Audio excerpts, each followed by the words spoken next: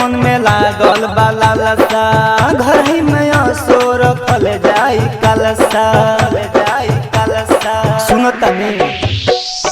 नमी करे के मन में लागल बाला लसा घर ही में असोर फल जाई कलसा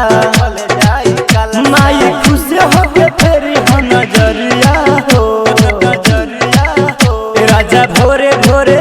राजा भोरे भोरे जाई के बजरिया हो ले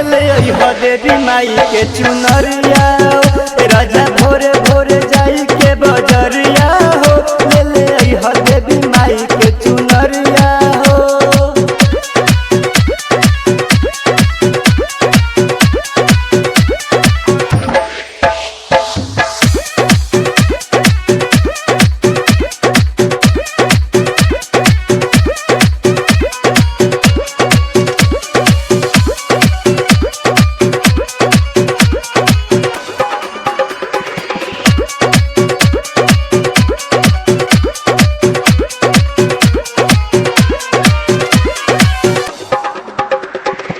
छकवा लवंगिया कलसा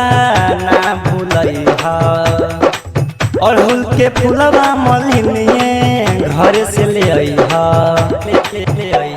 ए जी छकवा लवंगिया कलसा ना भूलैहा अड़हुल के फूलवा मलिनिया घर से ले अइहा तो झूला लागे जाई निमिया के डढ़िया हो राजा भोरे भोरे राजा भोरे भोरे जाई के बजरिया हो ले हो देवी माई के चुनरिया राजा भोरे भोरे जाई के बजरिया हो ले हो देवी माई के चुनरिया हो। म्यूजिक बा जुबेर आसिफ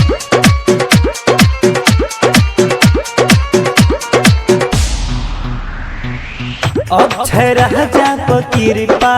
बरसई है रवि रंजन दीवाना पचरा गई है